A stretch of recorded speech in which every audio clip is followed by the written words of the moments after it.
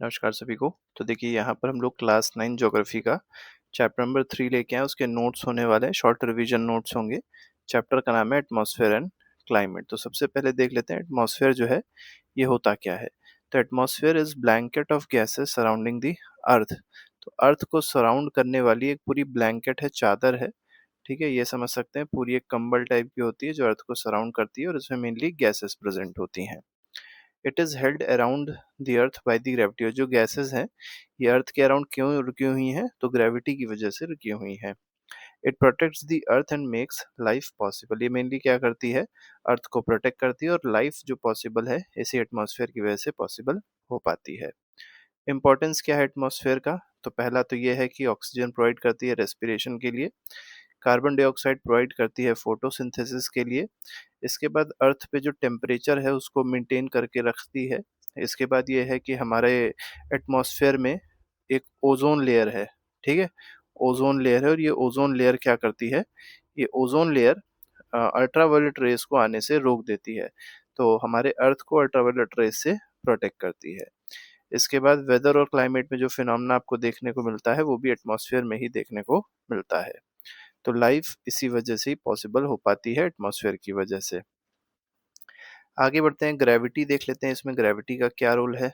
तो ग्रेविटी एक फोर्स है जो ऑब्जेक्ट्स को अट्रैक्ट करता है अर्थ की तरफ। मतलब ये एक तरीके का फोर्स है जो क्या करेगा, किसी भी ऑब्जेक्ट को अर्थ की तरफ क्या करता है, अट्रैक्ट करता है। It keeps the atmosphere around the earth. और इसी ग्रेविटी की वजह से एटमॉस्फेयर जो है ये अर्थ के अराउंड रह पाता है। Without gravity gases would escape into the space. मान लीजिए ग्रेविटी ना होती तो क्या होता, ये जो गैसेस अर्थ के आसपास है, मतलब एटमॉस्फेयर में जो गैसेस हैं वो एस्केप कर जाती, बाहर निकल जाती। अब बात करते हैं कंपोजिशन ऑफ एटमॉस्फेयर। एटमॉस्फेयर में कौन कौन सी गैसेस हैं। तो सबसे ज़्यादा जो कंसंट्रेशन है वो 78% आपको कौन सी गैस देखने को मिलेगी, नाइट्रोजन गैस देखने को मिलेगी। फिर दूसरे नंबर पे आपकी ऑक्सीजन गैस है, कितना परसेंट है, 21% है। इसके बाद याद रखिएगा, इसके बाद कार्बन डाइऑक्साइड नहीं आती, उसके बाद आर्गन आती है। आर्गन कितनी है, 0.93% आर्गन है। कार्बन डाइऑक्साइड बहुत कम है, 0.04% है। और अदर गैसेस कितनी है, 0.03% है। कुछ और भी कंपोनेंट्स हैं, जैसे वाटर वेपर भी प्रेजेंट है, डस्ट और क्या प्रेजेंट होता है, डस्ट पार्टिकल्स भी प्रेजेंट होते हैं। Importance of atmospheric gases. अब एटमॉस्फेरिक गैसेस की इंपॉर्टेंस क्या क्या है। तो अगर नाइट्रोजन की इंपॉर्टेंस पूछी जाए तो इंपॉर्टेंस पहली तो यही है कि 78% नाइट्रोजन ही प्रेजेंट है। और ये नाइट्रोजन क्या करती है, हेल्प्स प्लांट ग्रोथ, प्लांट के ग्रोथ में हेल्प करती है। किसके थ्रू, नाइट्रोजन साइकिल होता है और उसके थ्रू ही कहीं ना कहीं नाइट्रेट्स के फॉर्म में प्लांट को नाइट्रोजन मिलती है और प्लांट ग्रो कर पाता है। Reduces rapid burning. तो रैपिड बर्निंग को क्या करता है, नाइट्रोजन रिड्यूस भी करता है। ऑक्सीजन की इंपॉर्टेंस अगर देखी जाए तो पहला तो रेस्पिरेशन के लिए ऑक्सीजन जरूरी है, चाहे वो प्लांट का रेस्पिरेशन हो चाहे वो एनिमल्स का रेस्पिरेशन हो। दूसरा ये है कि अगर ऑक्सीजन होगी तभी कंबशन हो पाएगा, तभी बर्निंग हो पाएगी। ठीक है, आगे बढ़ते हैं, कार्बन डाइऑक्साइड की यूज देख लेते हैं। तो फोटोसिंथेसिस में इसका सबसे इंपॉर्टेंट यूज है कि फोटोसिंथेसिस जो होता है प्लांट्स में, जो प्लांट अपना फूड प्रिपेयर करते हैं फोटोसिंथेसिस से प्रिपेयर करते हैं, तो रॉ मटेरियल के रूप में कार्बन डाइऑक्साइड और वाटर का ही यूज होता है। कार्बन डाइऑक्साइड एक ग्रीन हाउस गैस है। ये क्या करती है, अर्थ को गर्म करके रखती है। तो अर्थ को क्या करती है, हीट अप करती है ये। ठीक है, अगर मान लीजिए कार्बन डाइऑक्साइड गैस ना होती या ग्रीन हाउस गैसेज ना होती तो हमारे जो अर्थ है उसका average temperature about -15 degree Celsius तक भी जा सकता था। Regulates earth temperature. तो अर्थ के टेम्परेचर को मेंटेन करने का काम कार्बन डाइऑक्साइड करती है। बात करते हैं ओजोन की। तो ओजोन का फॉर्मूला याद रखिएगा, O3 होता है। और ये जो ओजोन लेयर है कहाँ पाई जाती है, ओजोन गैस जो है ये स्ट्रेटोस्फेयर में पाई जाती है, स्ट्रेटोस्फेयर में पाई जाती है, ये बात आपको याद रखनी है। ये करती क्या है, तो ये हार्मफुल अल्ट्रावायलेट रेस को क्या कर लेती है, एब्जॉर्ब कर लेती है। क्योंकि हार्मफुल अल्ट्रावायलेट रेस क्या करती है, अगर मान लीजिए शरीर पे गिर गई तो ये कैंसर कॉज कर सकती है। ठीक है, वाटर वेपर्स की बात करी जाए, वाटर वेपर्स का क्या रोल होता है, तो ये मेनली क्लाउड फॉर्मेशन में हेल्प करते हैं। कंडेंसेशन होता है वाटर वेपर का तो क्लाउड का फॉर्मेशन हो जाता है। अब क्लाउड फॉर्मेशन होगा तो रेनफॉल होगी, तो रेनफॉल में भी ये हेल्प करेगा, ह्यूमिडिटी में भी ये हेल्प करता है। ठीक है, डस्ट पार्टिकल्स की बात करी जाए, डस्ट पार्टिकल किस तरीके से हेल्प करते हैं, तो ये भी कंडेंसेशन में हेल्प करते हैं। देखिए कंडेंसेशन में वाटर वेपर जो होता है यही कंडेंस होता है, लेकिन किसकी मदद से कंडेंस होता है, तो ये डस्ट पार्टिकल्स की मदद से ही कंडेंस हो पाता है। तो क्लाउड फॉर्मेशन को ये हेल्प करता है, एड का मतलब होता है हेल्प करता है। Produce colourful sunrise and sunsets, तो जब आप सनराइज और सनसेट्स देखते हैं तो ये भी डस्ट पार्टिकल की वजह से ही होते हैं। स्ट्रक्चर ऑफ एटमॉस्फेयर में अगर देखा जाए तो मेनली 5 लेयर्स होती हैं। 5 लेयर्स को याद करने का तरीका ये है, या तो आप TSMTE याद कर लीजिए या ऐसे याद कर लीजिए, the smart monkey travels everywhere. ठीक है, तो TSMTE, the smart monkey travels everywhere से हो जाएगा। अब देखिए ये लेयर्स हैं, तो सबसे नीचे की लेयर यहाँ से स्टार्ट होगी। ये हमारा मान के चलिए नीचे ग्राउंड है, सबसे पहली लेयर ट्रोपोस्फेयर हो जाएगी, फिर स्ट्रेटोस्फेयर है, फिर अगर आप देखेंगे मीजोस्फेयर मिलेगी, फिर जो है वो कौन सी है, मीजोस्फेयर के बाद थर्मोस्फेयर, और लास्ट में जो है वो एग्जोस्फेयर है। ठीक है, अब एक एक करके देख लेते हैं सभी को। तो ट्रोपोस्फेयर और स्ट्रेटोस्फेयर के जो बीच में लाइन होती है, इमेजिनरी लाइन, उसको ट्रोपोपॉज कहते हैं। जितने भी इन्वायरमेंटल कंडीशंस होंगी या जितने भी वेदर फिनोमेना होते हैं, क्लाइमेटिक फिनोमेना होते हैं, वो सब ट्रोपोस्फेयर में ही होते हैं। ठीक है, इसके बाद स्ट्रेटोस्फेयर देखा जाए तो इसमें याद रखिएगा ओजोन प्रेजेंट होती है, और जो एरोप्लेन फ्लाई करता है वो इसी स्ट्रेटोस्फेयर में ही फ्लाई करता है। ठीक है, अब स्ट्रेटोस्फेयर जहाँ खत्म होगी, उस लाइन को, इमेजिनरी लाइन को क्या कहेंगे, स्ट्रेटोपॉज कहेंगे। अब स्ट्रेटोपॉज के बाद जस्ट जो दूसरी लेयर आई वो कौन सी आ गई, ये मीजोस्फेयर आ गई। अब मीजोस्फेयर यहाँ पे मिड में आती है, मीजो मतलब एक तरीके से मिड है। अब आप देख सकते हैं दो नीचे हो गए, दो ऊपर हो गए, तो मिड में कौन हो गया, मीजोस्फेयर हो गया। जो मीटियोर्स होते हैं वो यहीं पे आके जल जाते हैं, तो मीजोस्फेयर में ही मीटियोर क्या करते हैं, जल जाते हैं। ठीक है, ये जो लाइन आपको दिखाई पड़ रही है टेम्परेचर वेरिएशन दिखा रहा है, कि देखिए यहाँ पर अगर देखेंगे तो टेम्परेचर डिक्रीज हो रहा है। ठीक है, ऊपर जाने पे क्या हो रहा है, टेम्परेचर डिक्रीज होता है। फिर इधर देखिए थोड़ा सा टेम्परेचर कांस्टेंट रहा, फिर टेम्परेचर क्या होने लग गया, इंक्रीज होने लग गया। ठीक है, फिर देखिए, फिर यहाँ पर अगर मीजोस्फीयर में देखें, पहले टेम्परेचर कांस्टेंट था थोड़ी देर के लिए, फिर टेम्परेचर क्या होने लग गया, डिक्रीज होने लग गया। फिर यहाँ पर डिक्रीज होता गया, फिर टेम्परेचर कांस्टेंट, फिर इंक्रीज हो रहा है। तो मतलब डिक्रीज इंक्रीज डिक्रीज इंक्रीज इस तरीके से चल रहा है। और थर्मोस्फेयर के बाद पूरा पूरा वो डिक्रीज ही होता चला जाता है। अब याद रखिएगा एक और चीज, कि थर्मोस्फेयर में एक इंपॉर्टेंट फिनोमेना होता है जिसको ऑरोरा कहते हैं। अब ये ऑरोरा दो तरीके के मिलेंगे, ऑस्ट्रेलिस मिलेगा। ठीक है, ऑस्ट्रेलिस मिलता है सदर्न हेमिस्फीयर में, कुछ चमकते हुए मतलब स्काई पूरी चमकती हुई दिखाई पड़ती है। और बोरियालिस होता है। ठीक है, बोरियालिस जो मिलता है ये कहाँ मिलता है, नॉर्दर्न हेमिस्फीयर में मिलेगा। दो तरीके के ऑरोरा देखने को मिलते हैं। सैटेलाइट जो होता है इसी थर्मोस्फेयर में ही होता है, और लास्ट लेयर जो है वो एग्जॉस्फेयर है, एग्जॉस्फेयर इन्फिनिटी तक होती है। ठीक, आगे बढ़ते हैं। अब देखिए, अब एक एक करके देख लेते हैं। ट्रोपोस्फेयर देखेंगे तो ट्रोपोस्फेयर की जो हाइट होती है ये 12 किलोमीटर तक होती है, मतलब अर्थ के सरफेस से 12 किलोमीटर एवरेज हाइट तक कौन रहता है, ट्रोपोस्फेयर रहता है। सबसे नीचे की लेयर है, लोएस्ट लेयर है, वेदर अकर्स हियर, तो वेदर फिनोमेना जितने भी होते हैं सब ट्रोपोस्फेयर में ही होते हैं। क्लाउड्स भी यहीं पे प्रेजेंट हैं, जो हम लोग एयर ब्रीथ करते हैं वो भी इसी ट्रोपोस्फेयर में ही प्रेजेंट होती है। टेम्परेचर डिक्रीजेस विद ऑल्टीट्यूड, मतलब ये हुआ कि जैसे जैसे हम लोग ऊपर जाते हैं वैसे वैसे टेम्परेचर क्या हो जाएगा, डिक्रीज हो जाएगा। ठीक है, आगे बढ़ते हैं। अपर बाउंड्री जो होती है इसकी ट्रोपोपॉज होती है, अभी हमने देखा था। ये देखिए जो इसकी ट्रोपोस्फेयर की जो सबसे ऊपर की बाउंड्री है, ये तो सबसे ऊपर बाउंड्री हुई ट्रोपोस्फेयर की, इसको क्या कहेंगे, ट्रोपोपॉज कहा जाता है। हम बात करते हैं स्ट्रेटोस्फेयर की। तो स्ट्रेटोस्फेयर की जो हाइट है 12 से 50 किलोमीटर तक, जैसे मान लीजिए अर्थ का सरफेस हो गया, तो 12 किलोमीटर तक तो हमने देखा ट्रोपोस्फेयर था। अब 12 से 50 तक आपको क्या मिल जाएगा, स्ट्रेटोस्फेयर। तो ये 50 किलोमीटर की लाइन है, ये 12 किलोमीटर की लाइन है, तो 12 से 50 किलोमीटर तक के बीच में आपको स्ट्रेटोस्फेयर देखने को मिलता है। इसमें क्या प्रेजेंट होती है, ओजोन लेयर इसमें प्रेजेंट होती है। एरोप्लेन्स जो उड़ते हैं वो इसी में ही, स्ट्रेटोस्फेयर में ही उड़ते हैं, ये बात याद रखिएगा, बहुत इंपॉर्टेंट है। अब यहाँ पर क्या है, टेम्परेचर जो है वो एल्टीट्यूड के साथ में इंक्रीज होता है। पिछले में क्या हुआ था, डिक्रीज हुआ था, अब इंक्रीज होगा। स्ट्रेटोस्फेयर की जो अपर लाइन है उसको क्या कहते हैं, स्ट्रेटोपॉज कहा जाता है। अच्छा, इस ओजोन लेयर इसमें प्रेजेंट होती है, इसीलिए इस लेयर को ओजोनोस्फेयर भी कहते हैं। तो ओजोनोस्फेयर अगर आपसे पूछा जाए किस लेयर को कहते हैं, तो ये भी स्ट्रेटोस्फेयर को ही कहा जाता है। बात करते हैं मीज़ोस्फीयर की, तो मीज़ो मतलब मिड में आएगी, बीच में आएगी ये, ठीक है? इसकी हाइट अगर देखी जाए तो 50 से 80 किलोमीटर तक, तो देखिए फिर से देख लीजिए, तो आपकी 12 किलोमीटर तक आपकी ट्रोपोस्फियर हो गई, 12 से 50 तक आपका क्या हो गया, स्ट्रेटोस्फियर हो गया। अब 50 से 80 तक क्या हो गया आपका, यहाँ पर ये जो रीजन पड़ेगा, ये आपका मीज़ोस्फीयर रीजन पड़ेगा। तो फीचर इसके क्या है, पहला फीचर तो ये है कि जो मीटियोर्स आते हैं वो यहीं पे आके बर्न हो जाते हैं, ठीक है? तो अगर आपसे पूछा जाए मीटियोर जो है वो किस लेयर में आके जल जाते हैं, तो ये मीज़ोस्फीयर में आके जल जाते हैं। टेम्परेचर डिक्रीजेस विद ऑल्टीट्यूड, तो जैसे जैसे हम लोग ऊपर जाएंगे इसमें टेम्परेचर क्या हो जाता है, डिक्रीज होता चला जाता है। और जो अपर बाउंड्री होती है, जो ये तो हाईएस्ट बाउंड्री है, इसको क्या कहेंगे, मीजोपॉज कहा जाएगा। अब आते हैं थर्मोस्फेयर पे। तो थर्मोस्फेयर, मीजोस देखिए अभी फिर से वही देख लेते हैं। तो ये हो गया आपका मान लीजिए 13 तक, ये हो गया आपका 50 तक, ठीक है, ये हो गया आपका 80 तक, ठीक।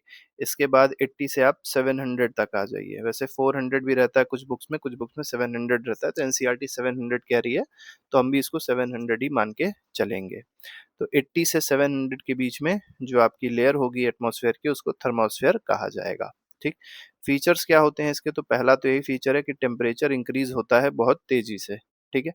तो यहाँ पर टेम्परेचर बहुत तेज इंक्रीज होगा, बात याद रखिएगा। अच्छा, इसी लेयर को आयनोस्फेयर भी कहते हैं क्योंकि इसमें आयंस पाए जाते हैं, ठीक है, मतलब जो हमारे एलिमेंट्स थे उसके आयंस यहाँ पर पाए जाते हैं। इसी वजह से इस लेयर को क्या कहते हैं, मतलब थर्मोस्फेयर को ही आयनोस्फेयर भी कहा जाता है। रेडियो सिग्नल्स जो रिफ्लेक्ट होके वापस हमारे तक आते हैं, जो रेडियो वेव्स आती हैं, ठीक है, जैसे मान लीजिए रेडियो सुन रहे हैं आप, तो रेडियो आपको पता होगा कि सैटेलाइट से अब तो चलते हैं, लेकिन पहले क्या था कि रेडियो सिग्नल्स ऊपर जाते थे एक जगह, फिर वो दूसरी जगह लिसनर के पास पहुंचते थे। तो जो रिफ्लेक्शन होता था रेडियो वेव्स का, वो इसी थर्मोस्फेयर में ही होता था। ऑरोरा जो होते हैं, जैसे देख सकते हैं आप लोग, स्काई कुछ इस तरीके की कलरफुल टाइप की हो जाती है, इसी को ऑरोरा कहते हैं, ठीक है। तो ये भी आयनोस्फेयर में या थर्मोस्फेयर में होता है। बस याद रखिएगा, ऑरोरा ऑरोरा दो तरीके के हैं। नॉर्थ हेमिस्फेयर में कहेंगे इसको बोरियालिस, और सदर्न हेमिस्फेयर में इसको कहेंगे ऑस्ट्रेलिया में मेनली देखा जाता है तो ऑस्ट्रेलिस कहते हैं। एग्जॉस्फेयर की बात करेंगे तो लास्ट लेयर है। अब ये लास्ट लेयर है, इसका मतलब 700 किलोमीटर के ऊपर जितना भी एटमॉस्फेयर है या नहीं भी है, वो सब एग्जॉस्फेयर में ही आएगा। तो ये आउटर मोस्ट लेयर है, वेरी थिन एयर है यहाँ पर होती है, मतलब एयर का जो कंसेंट्रेशन होता है ना के बराबर ही होता है। मेनली जो गैसेज यहाँ पर प्रेजेंट है एग्जॉस्फेयर में, वो हीलियम और हाइड्रोजन गैस यहाँ पर प्रेजेंट है, ठीक है। मर्जेस इनटू आउटर स्पेस, और फिर ये आगे चल के आउटर स्पेस में मर्ज हो जाता है। अब बात करते हैं टेम्परेचर पैटर्न जो हम लोग ने देखा, तो ट्रोपोस्फेयर में क्या देखा था, अल्टीट्यूड बढ़ रहा था तो टेम्परेचर डिक्रीज हो रहा था। स्ट्रेटोस्फेयर में क्या देखा, अल्टीट्यूड बढ़ रहा था तो टेम्परेचर भी बढ़ रहा था। मीजोस्फेयर में क्या देखा, अल्टीट्यूड बढ़ रहा था तो टेम्परेचर डिक्रीज हो रहा था। थर्मोस्फेयर में अल्टीट्यूड बढ़ा तो टेम्परेचर भी बढ़ा। तो आप ऐसे समझ सकते हैं, डिक्रीज इंक्रीज इस तरीके से चल रहा है। यहाँ पर देख लीजिए, एक बहुत इंपॉर्टेंट कॉन्सेप्ट दिया गया है प्रेशर का। The air above us exerts a significant force on our bodies। तो जो हमारे आसपास एयर है, तो हमारे आसपास जो एयर है वो क्या करती है, हम पे एक प्रेशर लगाती है, हमारी बॉडी पे क्या कर रही है, हर डायरेक्शन से प्रेशर लगा रही है। और हमारी बॉडी में क्या हो रहा है, ब्लड फ्लो हो रहा है। तो ब्लड क्या करता है, इस बॉडी पे प्रेशर लगाता है, दोनों प्रेशर क्या करते हैं, आपस में एक दूसरे को बैलेंस कर लेते हैं, इसीलिए हम लोग सेफली रह पाते हैं। This is because the air pressure presses on us from all sides and our body exerts a counter pressure in response। तो हम लोग की बॉडी भी क्या करती है, काउंटर प्रेशर लगाती है, और दोनों प्रेशर बैलेंस हो जाते हैं, इसी वजह से हम लोग को वो प्रेशर फील नहीं होता है, ठीक है। तो the pressure inside our bodies is also equal to the atmospheric pressure and cancels the pressure from outside, ठीक। वही हमने आपको बताया। बातें वेदर पे, वेदर देख लेते हैं क्या होता है। Weather is hour to hour, day to day condition. तो देखिए, डे टू डे कंडीशन जो होती है, पर घंटे जो कंडीशन होती है, जैसे मान लीजिए अभी 5 बज रहा है, ठीक है, उस समय वेदर मान लीजिए किसी थोड़ा सा मान लीजिए 30 डिग्री सेल्सियस है, ठीक है। अब मान लीजिए 7 बजा तो वेदर देखा गया 25 डिग्री सेल्सियस हो गया। तो क्या है, ये वेदर बता रहा है, एक तरीके से टेम्परेचर जो है वेदर फिनोमेना है, वेदर को बताता है, ठीक है। यहाँ पानी नहीं बरस रहा था, यहाँ बरसने लग गया। तो ये सब चीजें किस में आ जाएंगी, वेदर में आ जाएंगी। जैसे रेन देख सकते हैं आप लोग, सनशाइन देख सकते हैं। यहाँ पर इस वाले केस में अगर आप देखेंगे तो सूरज निकला होगा, यहाँ पे सनलाइट खत्म हो चुकी होगी। हो सकता है यहाँ पे विंड हो, यहाँ पे विंड भी ना हो, ठीक है। फॉग की प्रेजेंस भी वेदर को शो करती है, क्लाउडीनेस भी वेदर को ही शो करता है। क्लाइमेट देख लेते हैं, क्लाइमेट क्या होता है? तो climate is average weather condition of a place over 30 years और मोर। तो जैसे मान लीजिए वेदर की जब भी बात करी जाएगी, तो अगर बोला जाए जम्मू कश्मीर, तो जम्मू कश्मीर का आपको अगर पूछा जाए वेदर कैसा है, तो आप कहेंगे कोल्ड क्लाइमेट वहां पर पाया जाता है, ठीक है। और अगर मान लीजिए बात करी जाए तमिलनाडु, तो यहाँ पे जो वेदर है वो कैसा पाया जाता है? तो ये ट्रॉपिकल वेदर है, ठीक है। ट्रॉपिकल का मतलब है कि यहाँ पर गर्मी होती है, और जब बहुत ज्यादा गर्मी होती है तो तुरंत बरसात भी हो जाती है, ठीक है। तो मतलब ट्रॉपिक्स में पाया जाता है, तो अच्छी खासी गर्मी देखने को मिलेगी। डिफरेंस क्या है? वेदर जो है वो शॉर्ट पीरियड ऑफ टाइम का फिनोमेना है, और मेनली ये चेंज होगा, डेली चेंज हो सकता है, लेकिन क्लाइमेट जो है लॉन्ग पीरियड फिनोमेना है। ये बहुत धीमे धीमे इसमें चेंज देखने को मिलेगा। Elements of weather and climate, तो वेदर और क्लाइमेट के जो एलिमेंट्स होते हैं वो क्या होते हैं उसको देख लेते हैं। तो 5 मेजर एलिमेंट्स आपको देखने को मिलेंगे वेदर और क्लाइमेट में। जैसे टेम्परेचर देखने को मिलेगा, ह्यूमिडिटी देखने को मिलेगी। ह्यूमिडिटी का मतलब होता है amount of water present in air, ठीक है, अमाउंट ऑफ वाटर वेपर्स, ठीक है, जो किसमें प्रेजेंट है? एयर में प्रेजेंट है। इसको क्या कहते हैं हम लोग? ह्यूमिडिटी कहते हैं। प्रेसिपिटेशन पता ही है आपको, बारिश। अगला है एटमॉस्फेरिक प्रेशर, ये भी एक एलिमेंट है वेदर और क्लाइमेट का। और इसके बाद है विंड। तो ये सारे के सारे क्या होते हैं? एक तरीके से बहुत इंपॉर्टेंट एलिमेंट्स होते हैं वेदर और क्लाइमेट के। बात करते हैं इंसुलेशन क्या होता है। इंसुलेशन है incoming solar radiation receive by the earth. अब जैसे मान लीजिए ये अर्थ है, और ये मान लीजिए सन था, तो सन से जो रेज आ रही थी, ठीक है, तो ये इनकमिंग है। तो इनकमिंग सोलर रेडिएशन जो अर्थ रिसीव करता है, उसी को क्या कहेंगे हम लोग? इंसोलेशन कहते हैं। अब इससे क्या होता है? अर्थ गर्म हो जाएगा। अब जब अर्थ गर्म हो जाएगा, तो गर्म चीज भी क्या करती है? रेडिएशंस निकालती हैं। तो ये क्या करेगी? रेडिएशंस एमिट करना स्टार्ट कर देती है अर्थ। इम्पॉर्टेंट फैक्ट ये है इसमें कि जो इक्वेटर होता है, यहाँ पर सबसे ज्यादा इंसोलेशन आपको देखने को मिलेगा। क्योंकि आपको पता होगा पूरे थ्रू आउट द ईयर जो लाइट होती है वो इक्वेटर पे हमेशा कैसे गिरती है? परपेंडिकुलरली ही गिरती है इक्वेटर पे, ठीक है। इसके बाद मिनिमम अगर पूछा जाए कि मिनिमम इंसोलेशन कहाँ देखने को मिलेगा, तो ये जो पोल्स होते हैं यहाँ पे आपको पता है 6 मंथ्स क्या होता है? केवल दिन ही होता है, और 6 मंथ्स केवल नाइट ही होती है। तो यहाँ पर एक तो सनलाइट जो होती है वो स्लांटेड जाती है, इस वजह से यहाँ पर जो इंसोलेशन होता है वो मिनिमम देखने को मिलेगा। इसीलिए यहाँ ज्यादातर केस में बर्फ ही जमी रहती है। टेम्परेचर क्या होता है? टेम्परेचर अगर देखा जाए तो मतलब ऐसे कुछ फैक्टर्स हैं। टेम्परेचर का मतलब अगर पूछा जाए तो डिग्री ऑफ हॉटनेस और कोल्डनेस। डिग्री ऑफ मतलब कोई चीज कितनी गर्म है या कोई चीज कितनी ठंडी है, इसको कौन शो करता है? टेम्परेचर शो करता है, ठीक है। अब ये जो टेम्परेचर है कैसे कैसे चेंज हो सकता है? तो पहला लैटिट्यूड है। लैटिट्यूड का मतलब क्या है? जैसे जैसे हम लोग लैटिट्यूड में ऊपर बढ़ते हैं, ठीक है, ऊपर बढ़ने का मतलब क्या है? इक्वेटर से जब हम पोल की तरफ जाते हैं, जैसे मान लीजिए ये अर्थ है, और ये हमारा क्या है? इक्वेटर है। तो इक्वेटर में बहुत गर्मी है, लेकिन जैसे जैसे हम पोल की तरफ जाते हैं तो टेम्परेचर क्या होता है? डिक्रीज होता चला जाता है। ऑल्टीट्यूड भी आपको पता होगा, कभी आप पहाड़ों पे गए होंगे, तो मान लीजिए आप प्लेन से जा रहे हैं तो यहाँ पे टेम्परेचर ज्यादा होगा।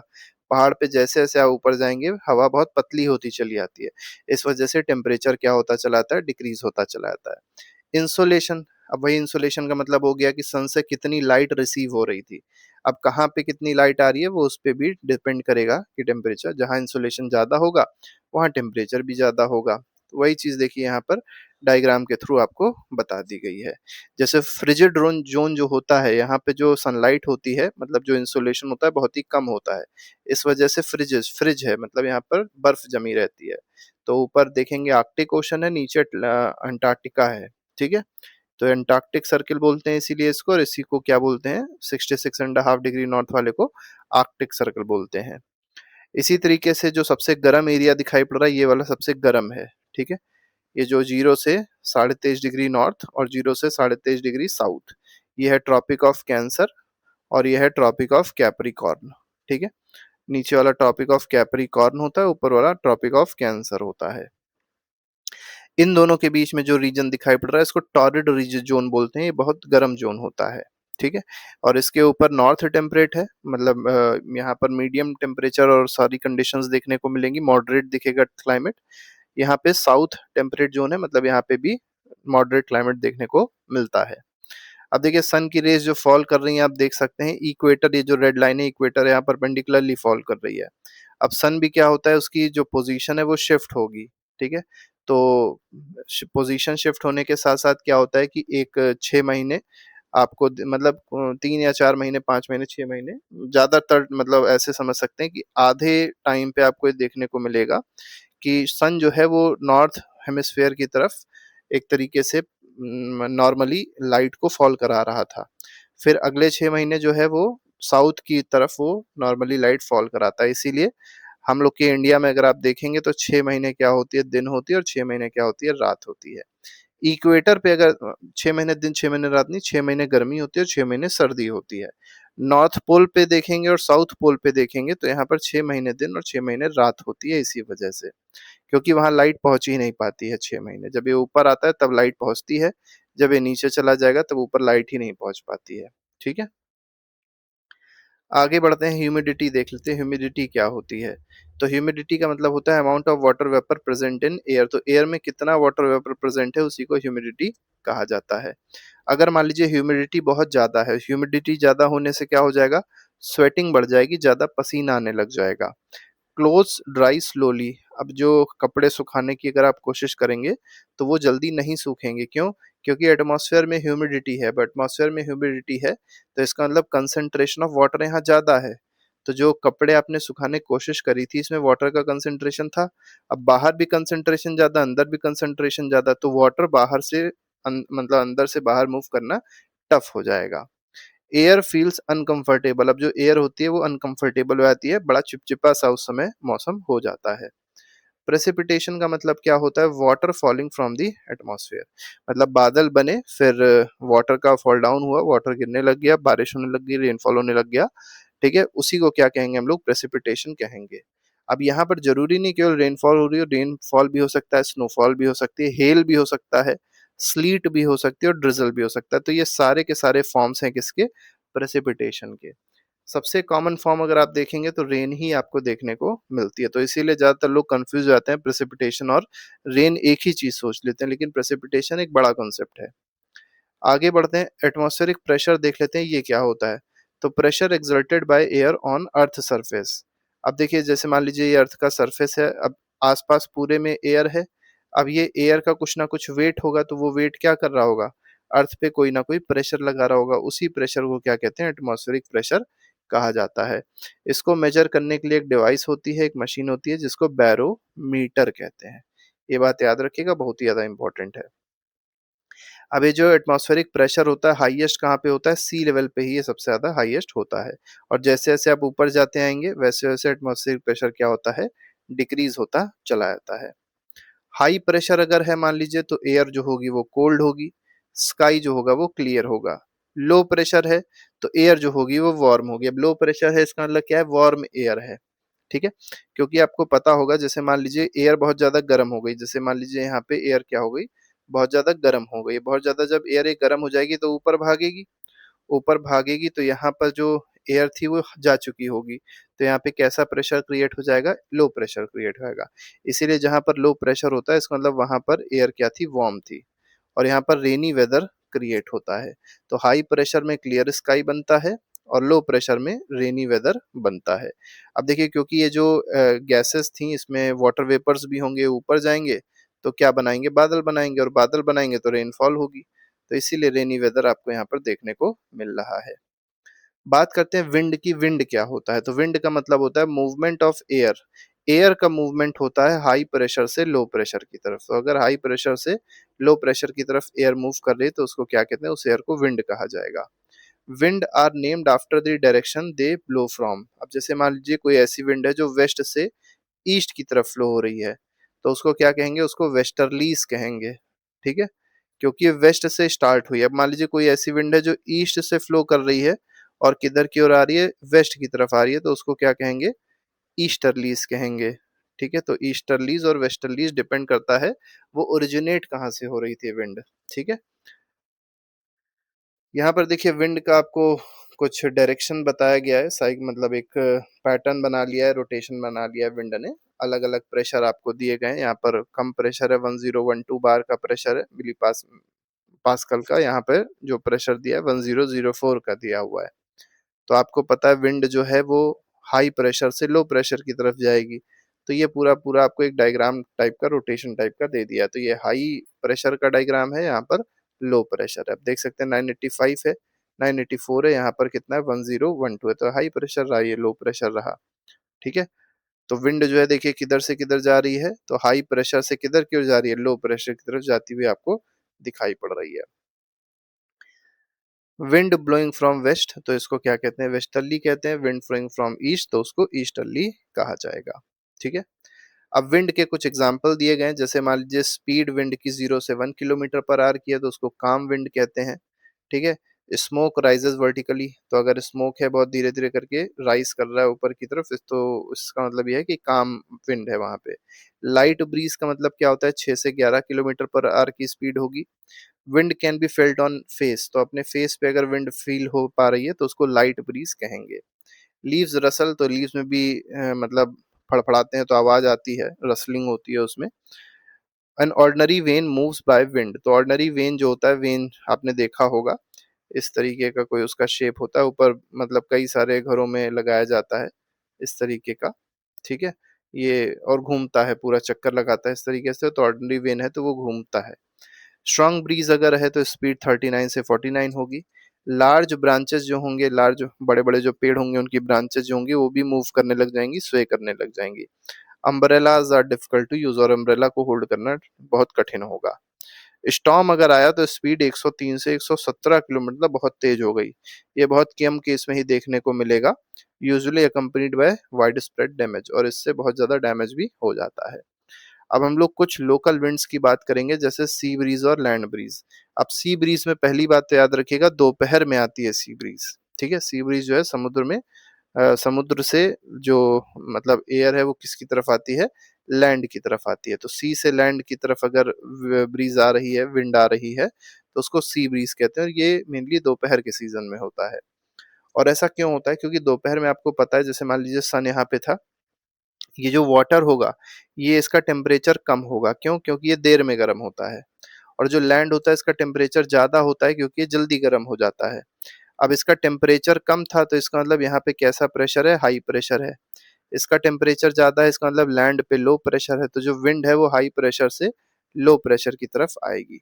और इस विंड में क्या होगा, थोड़ा बहुत पानी के छींटे भी होंगी, मतलब वाटर वेपर्स भी होंगे, इसी वजह से ठंडी ठंडी विंड लगती है।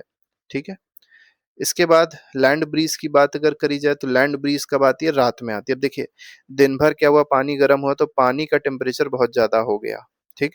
और पानी जब जल्दी गर्म नहीं होता, मतलब देर में गर्म होता है, तो देर में ठंडा भी होता है। तो दिन भर जब गर्म हुआ है, तो रात में अचानक से ठंडा नहीं हो पाएगा, इसको टाइम लगेगा ठंडा होने में। तो इस वजह से यहाँ पे टेम्परेचर ज्यादा था। लेकिन लैंड पे अगर आप देखेंगे, जल्दी गर्म हो गया था तो रात में जल्दी ठंडा भी हो गया, टेम्परेचर कम हो गया। अब टेम्परेचर कम हो गया, इसका मतलब हाई प्रेशर यहाँ क्रिएट हो गया। ये हाई प्रेशर रीजन है, और समुद्र की तरफ लो प्रेशर रीजन है।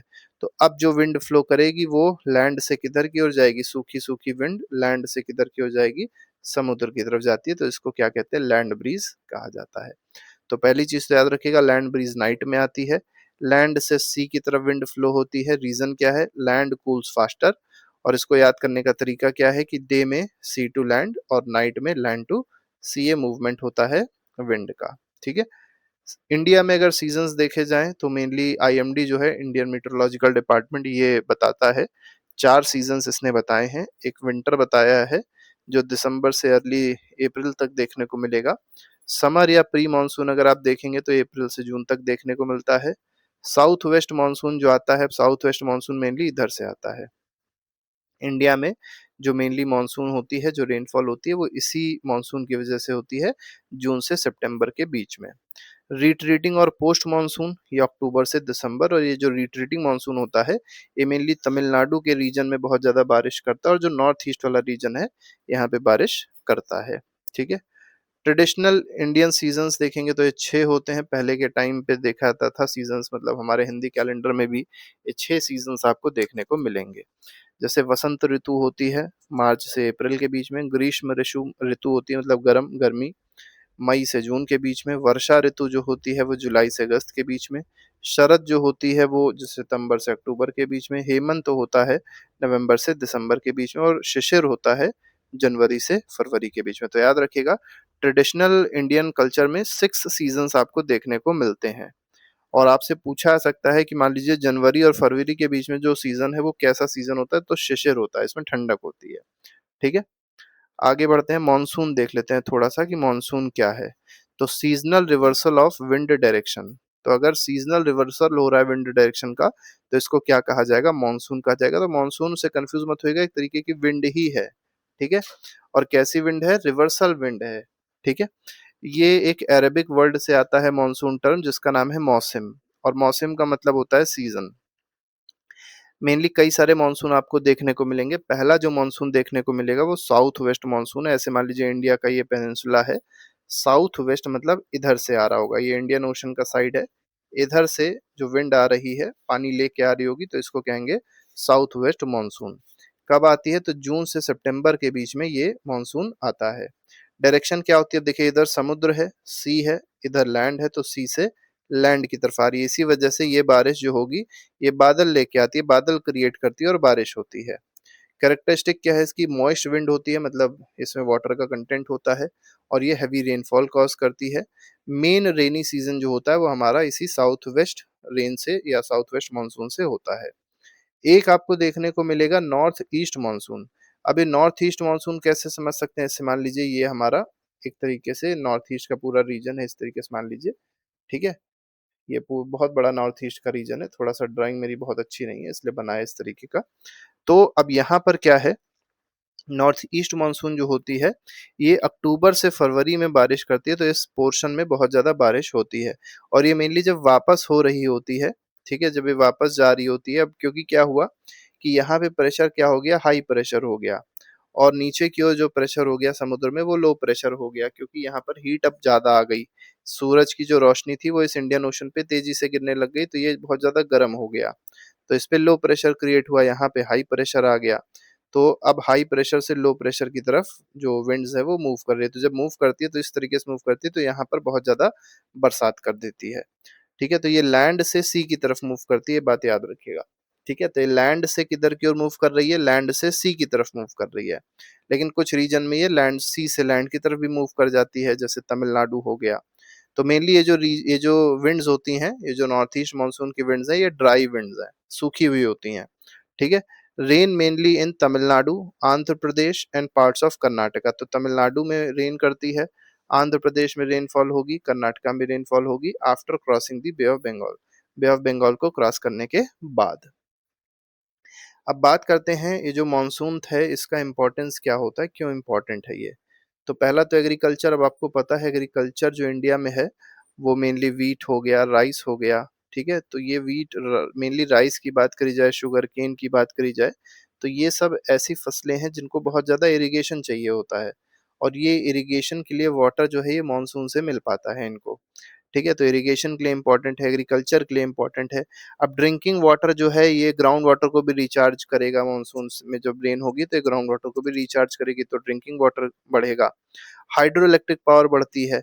ठीक है, इसके बाद इकोनॉमी के लिए इंपॉर्टेंट, जैसे एग्रीकल्चर अच्छा होगा तभी इकोनॉमी अच्छी होगी, क्योंकि देखिए प्राइमरी सेक्टर जब अच्छा होगा तभी आपका सेकेंडरी सेक्टर और टर्शरी सेक्टर अच्छा हो सकता है। मान लीजिए प्राइमरी सेक्टर बेकार हो गया, एग्रीकल्चर हुआ ही नहीं, तो आप प्रोडक्शन क्या करेंगे, फाइनल गुड्स कुछ प्रोड्यूस नहीं कर पाएंगे, और फाइनल गुड्स प्रोड्यूस नहीं कर पाएंगे तो उसको ट्रांसपोर्ट नहीं कर पाएंगे, तो टर्शरी भी बेकार हो गया। एम्प्लॉयमेंट भी प्रोवाइड करता है, जैसे एग्रीकल्चर है बहुत ज़्यादा लोगों को एम्प्लॉयमेंट प्रोवाइड करता है, ग्राउंड वाटर रिचार्ज करता है, सारी चीज़ें जो है इंपॉर्टेंस दिखाती है मानसून की। अगर मान लीजिए मानसून पुअर है, अच्छी बारिश नहीं हुई है, तो क्या है कि सूखा पड़ जाएगा, ड्रॉट आ सकता है, और अगर हेवी मानसून हो रहा है तो इससे फ्लड की कंडीशन आ सकती है। बात करते हैं क्लाइमेट चेंज की कि क्लाइमेट चेंज क्या होता है। तो क्लाइमेट चेंज देख लेते हैं, क्लाइमेट चेंज में क्या-क्या बातें कही गई हैं। तो पहला तो डेफिनेशन ही है क्लाइमेट चेंज की, long term changes in Earth's climate mainly due to human activities. तो ह्यूमन एक्टिविटीज़ की वजह से आप देख पा रहे होंगे आजकल बहुत ज़्यादा अर्थ के क्लाइमेट में चेंज देखने को मिल रहा है। जब बारिश होनी चाहिए तो बिल्कुल गर्मी रहती है, जब बारिश खत्म होनी चाहिए तो बहुत ज़्यादा बारिश होने लग जाती है, ठंडक में भी गर्मी हो रही है। तो ये सब क्या है, अर्थ के क्लाइमेट में चेंज आपको देखने को मिल रहा है। ये मेनली किसकी वजह से हो रहा है, डिफ़ॉरेस्टेशन हो गया, बहुत ज़्यादा एक्सेसिव कार्बन डाइऑक्साइड का एमिशन है, ठीक है? तो ग्लोबल वार्मिंग भी कह सकते हैं, उसी वजह से ही क्लाइमेट चेंज हो रहा है। कॉजेज़ क्या हैं? फॉसिल फ्यूल बहुत ज़्यादा बर्न किए जा रहे हैं, इस वजह से है, क्योंकि ये फॉसिल फ्यूल जब बर्न किए जाते हैं, कार्बन डाइऑक्साइड गैस रिलीज़ होती है और ये कार्बन डाइऑक्साइड गैस जाके एटमॉस्फेयर में जम जाती है, वहाँ से हटती नहीं है और ये क्या कर लेती है, ट्रैप कर लेती है इंफ्रारेड रेडिएशंस जो सन से आते हैं, जो हमारे एटमॉस्फेयर को मेनली हीट कर देते हैं। डिफ़ॉरेस्टेशन हो रहा है, अब डिफ़ॉरेस्टेशन होगा तो कार्बन डाइऑक्साइड जो पहले ट्रैप हो जा रही थी, वो कार्बन डाइऑक्साइड फिर से और ज़्यादा एटमॉस्फेयर में बढ़ जाएगी, फिर वही सेम चीज़ हो जाएगी। इंडस्ट्रीज़ पॉल्यूशन कर रही हैं, उस वजह से भी प्रॉब्लम्स हैं। ग्रीन हाउस गैसेस बहुत सारी हैं, जैसे मीथेन हो गया, कार्बन डाइऑक्साइड हो गया, तो ये सारी गैसेस क्या कर रही हैं? ग्लोबल वार्मिंग कर रही हैं, ठीक है? अब बात करते हैं ग्रीन हाउस गैसेस की। तो ग्रीन हाउस गैसेस में कुछ इंपॉर्टेंट गैसेस हैं। अब ये ग्रीन हाउस गैस करती क्या है? मेनली ग्लोबल वार्मिंग कॉज़ करती है। क्या करती है? ग्लोबल वार्मिंग कॉज़ करेगी, ठीक है? ये हमारे एटमॉस्फेयर को क्या कर देती है, गर्म कर देती है बहुत ज़्यादा, क्योंकि ये गैसेस क्या करती हैं कि ये मेनली ट्रैप कर लेती हैं इंफ्रारेड रेडिएशंस, ठीक है? जो हमारे सन से आ रहे होते हैं उनको ट्रैप कर लेती है और ये जो इंफ्रारेड रेडिएशंस होते हैं ये अर्थ को बहुत ज़्यादा गर्म कर देते हैं। मीथेन जो है ये भी एक ग्रीन हाउस गैस है। नाइट्रस ऑक्साइड बहुत इंपॉर्टेंट ग्रीन हाउस गैस है। वाटर वेपर भी एक तरीके का ग्रीन हाउस गैस की कैटेगरी में ही आता है। अब बात करते हैं क्लाइमेट चेंज से क्या-क्या इफ़ेक्ट हो रहा है, क्या-क्या प्रॉब्लम्स हो रही हैं। तो पहला तो ग्लोबल वार्मिंग है। एवरेज टेम्परेचर बहुत तेज़ी से बढ़ रहा है। अब जब एवरेज टेम्परेचर बहुत तेज़ी से बढ़ेगा, तो सबसे बड़ी प्रॉब्लम एक्वाटिक एनिमल्स को होने वाली है, क्योंकि वाटर जितनी तेज़ी से गर्म होता है और वो गर्म अगर एक बार हो गया तो उसको ठंडे होने में टाइम बहुत ज़्यादा लगता है। ठीक है? तो इस वजह से जो फिशेज़ होती हैं, जो एक्वाटिक एनिमल्स होते हैं, वो एक पर्टिकुलर टेम्परेचर पे अपने आप को एडैप्ट कर लेते हैं, फिर वो चेंज नहीं कर पाते, ठीक है? ग्लेशियर मेल्ट हो जाएँगे, ये भी बहुत बड़ी प्रॉब्लम है। ग्लेशियर मेल्ट हो जाएँगे तो भी प्रॉब्लम्स आ जाएँगी, क्योंकि फ्लड बहुत ज़्यादा आएँगे, ठीक है? फ्लड बहुत ज़्यादा क्रिएट हो जाएँगे तब। इसके बाद सी लेवल बहुत तेज़ी से बढ़ेगा, फ्लड्स आएँगे, ड्रॉट की कंडीशन हो सकती है। अब जैसे ज़रूरी थोड़ी ना है कि हर बार पानी ज़्यादा ही बरसे, पानी कम भी बरसेगा, अब जब पानी कम बरसेगा तो ड्रॉट की कंडीशन आ जाएगी, ठीक है? हीट वेव्स बहुत ज़्यादा तेज़-तेज़ चलेंगी, जिसको लू कहते हैं, ठीक है? बहुत ज़्यादा गर्मी हो रही है, हवा भी है और गर्मी भी है, तो वो क्या क्रिएट करेगा? लू क्रिएट कर देगा, हीट वेव्स क्रिएट कर देगा। बायोडायवर्सिटी पूरी की पूरी खत्म होने लग जाएगी, ठीक है? जैसे डायनासोर वाला जो एक पूरा सेशन था, डायनासोर जिसमें हम लोग ने देखा था पहले कभी, वैसी कभी स्थिति और भी एनिमल्स के साथ और प्लांट्स के साथ आ सकती है, तो बायोडायवर्सिटी लॉस देखने को मिलेगा। क्रॉप डैमेज भी हो सकता है, ठीक है? तो ये सारी प्रॉब्लम जो हैं, जो हमको देखने को मिलेंगी क्लाइमेट चेंज की वजह से। अब बात करते हैं कार्बन फुटप्रिंट क्या होता है? तो total green house gases release due to human activities, तो ह्यूमन एक्टिविटीज़ की वजह से जितनी भी ग्रीन हाउस गैस रिलीज़ होती हैं, तो इसी को क्या कहते हैं? कार्बन फुटप्रिंट कहा जाता है। अब एक कार्बन फुटप्रिंट को रिड्यूस कैसे किया जा सकता है? तो कार्बन फुटप्रिंट का मतलब ये है कि कितनी कार्बन डाइऑक्साइड रिलीज़ करी गई, ठीक है? तो मेनली इसको ट्रीज़ प्लांट करेंगे तो ये क्या कर लेगा? कार्बन डाइऑक्साइड को क्या कर लेगा? कैप्चर कर लेगा। क्योंकि आपको पता है फोटोसिंथेसिस के लिए कार्बन डाइऑक्साइड चाहिए होती है, तो प्लांट क्या करता है? कार्बन डाइऑक्साइड को कैप्चर कर लेता है। तो पहला तो ट्री को प्लांट करिए। दूसरा है इलेक्ट्रिसिटी को बचाइए, क्योंकि इलेक्ट्रिसिटी जो है आप अगर देखेंगे, इलेक्ट्रिसिटी का ज़्यादातर जो प्रोडक्शन हो रहा है वो अभी भी किससे हो रहा है? कोल से हो रहा है। तो अगर आप इलेक्ट्रिसिटी बहुत ज़्यादा मिसयूज़ कर रहे हैं तो इसका मतलब आप कोयला बहुत ज़्यादा जला रहे हैं इनडायरेक्टली, और ज़्यादा कोयला जलेगा, ज़्यादा कार्बन डाइऑक्साइड प्रोड्यूस होगी। पब्लिक ट्रांसपोर्ट यूज़ करिए, पता चला एक आदमी को जाना है और वो बड़ी-सी कार लेके जा रहा है, ठीक है? तो ये भी प्रॉब्लम है, क्योंकि कार से जो एमिशंस होते हैं, ये भी ग्रीन हाउस गैसेज़ के ही एमिशंस होते हैं और ये अल्टीमेटली ग्रीन हाउस गैस ही मतलब ग्लोबल वार्मिंग कॉज़ करेगा। वॉक कर सकते हैं, साइक्लिंग कर सकते हैं, वाटर को सेव कर सकते हैं, प्लास्टिक यूज़ को क्या कर सकते हैं? रिड्यूस कर सकते हैं। रिन्यूएबल एनर्जी सोर्सेज़ को यूज़ किया जाए, तो भी कार्बन फुटप्रिंट को कम किया जा सकता है। सस्टेनेबल लाइफ़स्टाइल्स को फ़ॉलो करें, तो भी क्या है कि कार्बन फुटप्रिंट को रिड्यूस कर सकते हैं। जैसे प्लास्टिक का इस्तेमाल कम से कम करें, चीज़ों का रीयूज़ करें, ठीक है? लिमिटेड मतलब लिमिटेड इलेक्ट्रिसिटी यूज़ करें। ज़रूरत नहीं है, मान लीजिए कोई कमरे में नहीं है फिर भी पंखा चल रहा है, तो ऐसी चीज़ों को मना करना चाहिए और खुद भी उस पे फॉलो करना चाहिए उसको। कुछ इंपॉर्टेंट फैक्ट्स देख लेते हैं, जैसे एटमॉस्फेयर जो है उसको ग्रेविटी रोके हुई है, पता होगा आपको। ट्रोपोस्फेयर जो है इसमें मेनली वेदर फिनोमेना इसी में ही होते हैं। ओजोन लेयर कहाँ प्रेजेंट है? स्ट्रेटोस्फेयर में है।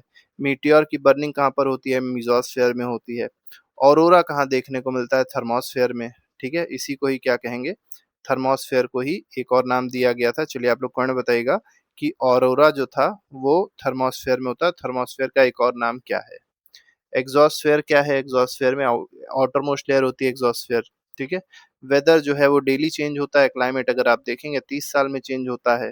ठीक है, 30 साल का फिनोमेना है मेनली।